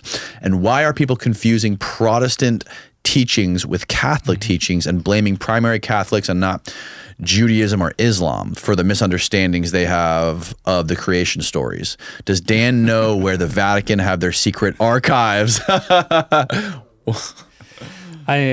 don't know where the Vatican archives are. I've had friends who've gone and done archival research at the Vatican, but I was never a part of that. But the Anunnaki, the favorite of everyone loves talking about the Anunnaki. Yeah, that's primarily the result of, it's primarily coming from Zechariah Sitchin's fanciful translations of the Sumerian literature, and then also trying to kind of harmonize what's going on in Sumerian and Akkadian literature with what's going on in the Bible. There are resonances between the two, but it's kind of trying to weave them together to make it the same historical story. And so you get this idea about aliens coming to Earth looking for resources and stuff like that. So you've made videos responding to Billy Carson's videos? Yeah, Billy Carson's made a lot of videos making ridiculous claims. When he talks about Hebrew, particularly the word Elohim, that's where I get the most annoyed, because what does he say about Elohim? That it means gods, and so Genesis really is talking about the gods creating the earth, which is like something you would be disabused of in the first semester of learning biblical Hebrew. That it is grammatically plural, but it's overwhelmingly used to refer to singular subjects, and there's a lot of information on why that is, but all you have to do is look at the verbs and the pronouns, and if they're plural, then Elohim is being used to mean gods. If they're singular, then Elohim is being used to mean God. But there are a lot of folks who get a hold of like a Strong's Concordance or something like that, or learn some little nugget and don't really understand anything else about the languages, and so go off on all kinds of ludicrous tangents. Didn't he also say Yahweh meant something specific? I think he said it meant hail. Did he say it meant hail Zeus? Yeah. No, it's Jesus means hail Zeus. Jesus means hail Zeus. Yeah, no, and that's hail Zeus would be Chayre Zeu. And Jesus has absolutely no relationship etymologically whatsoever to hail Zeus. That's another thing where somebody was just like, hey, that reminds me of this other word that I know in English, and so maybe they're the same. And then unfortunately they go from saying, oh, that reminds me of them, to going on public and saying this is what it originally meant. And they have no training whatsoever in that. And there are a lot of claims about like there are a lot of things. It's interesting too, the similarity between the Epic of Gilgamesh and Noah. Like, is that just a coincidence? Well, it would be Utnapishtim and well, actually, yeah, that's in Gilgamesh as well. The flood story pops up in a couple of places. It's not a coincidence. They probably are borrowing the idea of the flood from the version that was in circulation in Babylon around the middle of the first millennium BCE. So the flood story first is inserted into one of the Sumerian king lists very, very early, but it gets shared in a lot of different versions, first in Sumerian, then in Akkadian. When the Judeans are in exile in Babylon, they're now surrounded by all of this. And a lot of what's in the Bible is being written by the elite members of that community when they're back in the land of Israel, and they're kind of riffing on what was going on in Babylon. So they are, the idea that these patriarchs are living for 800-900 years, that's based on a version of the Sumerian king list that was in circulation in Babylon in the middle of the first millennium BCE. The flood story is probably based to some degree on that. Even Genesis 1 is kind of, it's heavily altering it, but it's kind of related to the Enuma Elish creation story. In fact, the idea of a 7-day week is probably borrowed from what they were experiencing in Babylon. Were they able to translate those tablets back then? You Sumerian mean tablets? Oh, when they were writing Genesis? Yeah. No. So they were translated from Sumerian into Akkadian. So Akkadian is the language of Assyria and Babylon.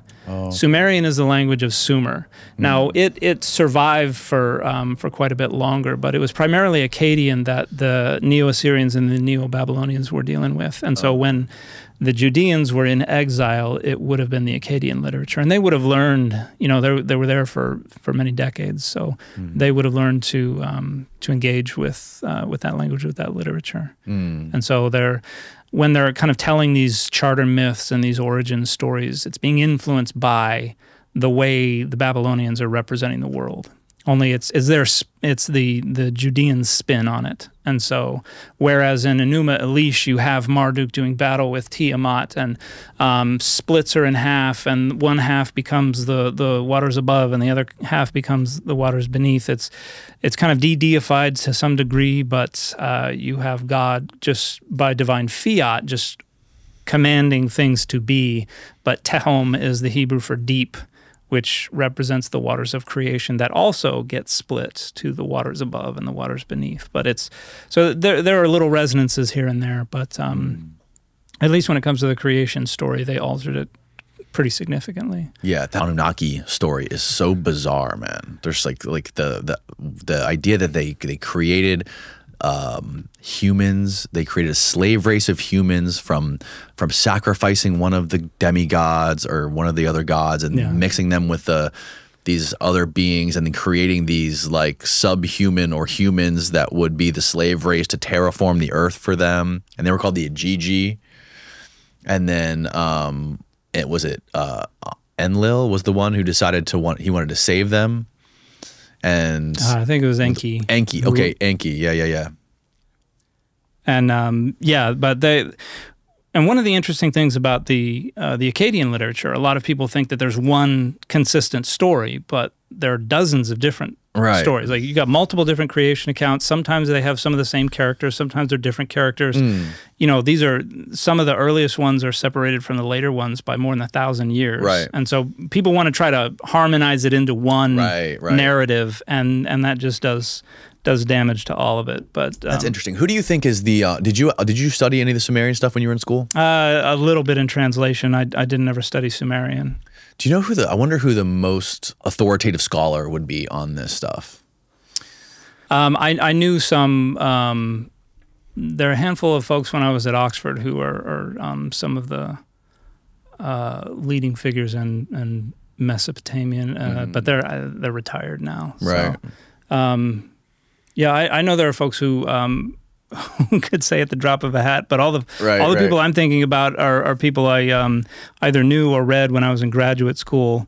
There's a wonderful book by a guy named Lambert called I think it's called Babylonian Creation Myth, which is a translation of the main Akkadian creation myth. So if somebody wanted a decent translation that was academically sound, that would be the place to go. Okay. For that. But yeah, I don't know who it is these days. Okay. Another thing I wanted to talk to you about was it seems to be a controversial idea that there are any pagan influences in Christianity. Is this the case? Yeah, it depends on the degree to which people argue for pagan influence. But yeah, it's controversial. So how much pagan influence do you believe is in Christianity? I think there was probably a little. A lot of people who came into Christianity are coming from other traditions where they're going to keep doing some of the things that they're doing. And like even today, you can visit different parts of the world, and Christianity is practiced in different ways because of frequently the preservation of indigenous traditions and conventions that they just carried on. And so Christianity is not a monolith. There are a lot of different ways around the world and throughout time to be a Christian. And in the earliest generations of Christianity, I think there was definitely influence from the Greco-Roman world. A lot of Greek philosophy gets into Christianity. I think there's probably more influence from Greek philosophy than Greek mythology or paganism. But yeah, it depends on what you're looking at, whether you're looking at ideas about divine mediation, what the gods are like, where humans come from, morality, all that kind of stuff. So first of all, I don't understand why is that controversial in the first place? So is the idea that Christianity was just this new thing that developed in its own bubble that was completely in a vacuum from everything else? Why is that so defended? Because most people who identify as Christian believe that this way of life, this whole package, is something that was delivered by God. And so they want to minimize the degree to which social circumstances are influencing it. Most thoughtful people will recognize there's some degree of influence from the world around them, but there are usually a handful of non-negotiable features of their belief that they want to have dropped ex nihilo from the heavens, that this is pure revelation, this is pure inspiration, there is no borrowing or influence from paganism. So people tend to be pretty sensitive about that. What about the idea of gods that die and resurrect? Like Persephone, Osiris. Yeah, there's a ton of them. So the idea that this is like a discrete category of deity, the dying and rising God, comes from Fraser from the 19th century, and it's an outdated anthropological model that is used to try to, like, if this is a discrete category, if you can define it by these features, and then Jesus fits the definition, then you can just say, well, Jesus is just one of these other deities, just like these other deities. It's kind of an archetype. It's just the way people create deities. And that also means that Christianity is just kind of a product of the natural interaction of human cognition and the environment around them, which also kind of desacralizes things. So for people who are Christians, they tend to be pretty sensitive about that as well. But scholars these days don't really think of the dying and rising God motif as something that has much analytical value. No analytical value. Not a lot of analytical value. Like you can point to some parallels, but when it comes to analyzing the rise of Christianity, I think most scholars who study that kind of thing would say the Jesus tradition doesn't seem to have been based on any dying and rising God motif. It more likely the idea of Jesus dying and rising is just a relic of the fact that their Messiah died, was executed, and the only way for this tradition to carry on was for his followers to develop this tradition of his return to life. And so the fact that Jesus dies and rises is more incidentally related to the dying and rising God motif than it is inspired by it. So it's more of a coincidence, you think? I think it's more likely that the whole resurrection motif is an outgrowth of Jesus's followers trying to cope than it is with because usually when people are suggesting Jesus is part of the dying and rising God tradition, this is a part of a mythicist approach, the idea that there was no historical Jesus, that it was all made up, and that it was patterned after the dying and rising God motif. That's usually where that argument is going, that it's there to support mythicism. I think most scholars agree that there was a historical person named Jesus who was an itinerant apocalyptic preacher who was executed by the Roman state, and then shortly afterwards, stories about him having come back to life began to circulate. So, and there are other ways the tradition doesn't fit the dying and rising God motif, but I think most scholars would say it's more likely incidental. Right, right. Now, the word pagan actually means to be, what is the word pagan? What is the actual definition of it? It's kind of like, it's almost like hillbilly. Like a hillbilly, right. Yeah, initially it was, there were two different ways that it was used. It could be used to refer to somebody who wasn't from the city, who was from out in the country, or it was also a term that people used to refer to civilians as opposed to soldiers. But yeah, it was kind of a pejorative term to refer to the other guys over there. Now, when Neil was on the show a couple weeks ago, he blew my mind with this thing, this festival, this ancient festival called the Hilaria Festival. And it was essentially like Easter before Christianity. Do you remember this, Steve? We could pull up the Wikipedia and we could read about it. But yeah, do you remember what we were talking about? He was showing... There's the Hilaria and... Day of merriment and rejoicement. I can try to find some pictures. Yeah. So what does this say? This says the Cybele, Attis cult, and in the Isis Osiris cult, March 25th to November 3rd, respectively. It was one of the several days in the festival of Cybele that honored Attis, her son and lover. March 15th, his findings by Cybele among the reeds on the bank of the river Gallus, March 22nd. His self-mutilation, March 24th. Fasting and mourning at his death, March 25th. The Hilaria, rejoicing at the resurrection. Some of the activities on the Hilaria resemble those associated with April Fool's Day, November 3rd, and Hilaria of the Isis Osiris cult, marked by the resurrection of Osiris, the husband of Osiris. Yeah, I don't know. He was showing... we were on some other page where he was explaining to us the dates of this festival and how it has to do with resurrection. And there was like a Christmas tree. Remember that? Yeah, they would bury a tree. They would bury a pine tree. And then I'm looking for it. And then what would happen? I think it was just it was like a. Have you ever heard of this? Oh, I'm aware of the festival. Some of these details. Are a little fuzzy though. The idea is this was like a pagan festival that came before Christianity, and it's very, very similar to Easter, how it's depicted. Yeah. Well,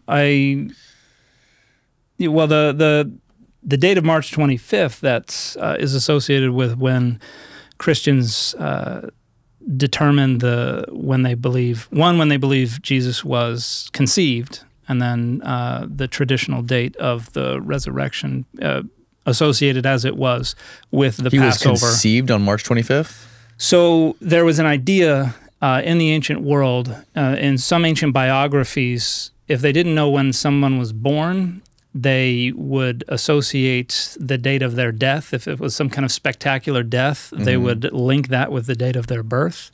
And with Jesus, he died. The traditional date of his death was March 25th, which was when the Passover was, more or less. Like these are movable things, but March 25th became the traditional date. And instead of associating that with Jesus' birth, they associated it with his conception. And this is where we get the date of December 25th for Christmas, because that would be 9 months later. And you see that in around 210 CE, I think, is when you have the first calculation of when December 25th was determined to be his birthday. But March 25th, that's much earlier. I found a Hilaria. Funny enough, Wikipedia has more information. Oh wow! So way down in here, they talk about God. Okay, the full this is I think what we were looking at before. The full festival that can be tentatively reconstructed as follows. Oh, yeah. You can. They talk about felling a tree at one point. A pine tree is felled. There it is. A tree is set up. The tree is set up at the temple of Cybele. Yeah. Its trunk wrapped with wool, and its branches decked with wreaths and violets. Then a day of mourning the next day. Then a day later, the day of blood. Frenzied rites, including scourging and whipping. Castration rituals would take place on this day. Well, they certainly didn't follow that. That didn't make its way into the Bible. Nuts. The tree is symbolically buried. And then March 25th is the day of joy, celebrating the resurrection of Attis. This was the Hilaria proper, as opposed to the mournful tone of the previous days. Then 26th was a day of rest, and the next day was the washing, added by Marcus Aurelius. Interesting. Possible ceremony at the Vatican sanctuary appears in the calendar of Philocalus. Is that how you say that? Philocalus? Philocalus. Yeah, that's where we get the first reference to the celebration of Christmas. Yeah, okay. This is supposed to date. Now, when was this festival happening, Steve? This happened, This says Celestius, writing in the 4th century AD, described the basic multi-day structure of the festival. But that was the writing. I remember it was So like the writing was that late? No, the writing about it was, but the actual event was way earlier. I don't remember. It's got to be in there. I remember we saw it. Maybe I typed in BC. BC. No, it doesn't show up. I don't know. Well, then how do we even know this was before Christianity? Sounds like it was. I think he had a source. Okay. I don't remember. Interesting. Well, it's very similar. It's very similar, right? The resurrection and. I'd be interested to see what sources predate, because Easter is one of the first Christian celebrations that existed, and we have pretty early evidence for that. And I've never seen someone produce evidence that the celebration of Easter, either the date or the or whatever features of the celebration were associated with it were drawn from pagan sources. Normally, it is stuff that's coming from centuries later.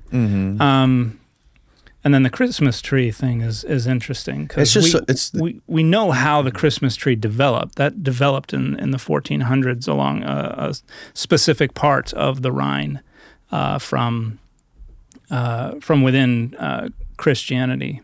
Like if they did the pine tree thing, that's unassociated. That has no relationship to Christmas, because Christmas trees don't even start being used by Christians for over 1,000 years after that. 1400s. Yeah. So I don't know that there's any relationship that can be asserted between the pine tree in that festival and the Christmas tree. Right. It was in Germany in the 1400s when they first developed the idea of a Christmas tree. In Germany? Yeah. Really? Yeah. To you, what in your experience, what do you think the biggest popular misconceptions are about Christianity? There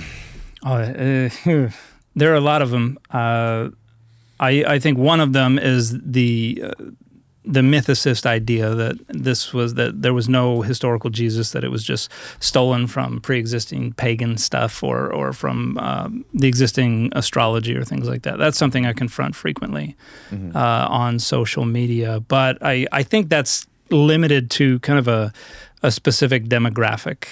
Most people aren't. It's usually folks who have some kind of ideological opposition to Christianity that are quicker to adopt a mythicist position. Within Christianity, the one thing about the Bible that I'm always harping against is this presupposition of univocality, the idea that the Bible all speaks with one voice, that it can't disagree with each other. That's one of the most frustrating things I run into talking to people about the whole Bible, but what do you mean by particularly the New Testament. So you'll see people when they're talking about the Bible, they'll say, "Oh, you got this verse in Genesis and this one in Mark and this other one in Daniel and this other one in the Psalms, and they all mean the same thing." It's like, well, no, these are passages written in 3 different languages over the course of almost 1,000 years, right, by people living in different parts of the world, writing for different reasons, with very different perspectives. But the idea of the inspiration of the Bible means that all the Bible has the same source. It's all coming from God, which also means that it's representing a single perspective. And so they can't disagree. So there are no contradictions in the Bible, is how it usually kind of bubbles to the surface. And the Bible's full of contradictions. It contradicts itself all over the place. Between the Hebrew Bible and the New Testament, within the New Testament, within the Hebrew Bible, individual books of the Bible contradict themselves. And that is one of the things that some folks just refuse to consider. But there are absolutely no data anywhere that support the notion that all of the Bible is speaking with a single voice. But that's how it is most commonly used by Christians today. Dude, I can't thank you enough for coming and doing this show. I really appreciate it. Well, thank you for having me. It's been really interesting. Tell people that are watching or listening where they can watch your videos, your YouTube channel. I'm sure you have like a Twitter and website and all that stuff. Yeah. So I go by, my username is McClellan, McClellan. It's a phonetic spelling of my last name that I used when I lived in South America. And so I'm on TikTok, I'm on Instagram, Twitter, and YouTube as well. Forgot about that one. And then I also have a podcast called the Data Over Dogma podcast. My co-host Dan Beecher and I put out episodes every week talking about, where our goal is to increase access to the academic study of the Bible and religion, and then combat the spread of misinformation about the same. And then you lived in South America? Yeah, I shortly after I joined the LDS Church, I went on a 2-year proselytizing mission. So I went to Uruguay. So I lived in Uruguay for 2 years and learned to speak Castellano. And, wow! Yeah, it was a fascinating, life-changing experience. And 2 years, huh? Yeah. And you learned to speak the language. Oh yeah, yeah. That's quick. Okay. Well, yeah. I used to be fluent. I'm not as fluent as I used to be. Every now and then, I'll do a video for TikTok in Spanish, and it confuses people, but. That's amazing.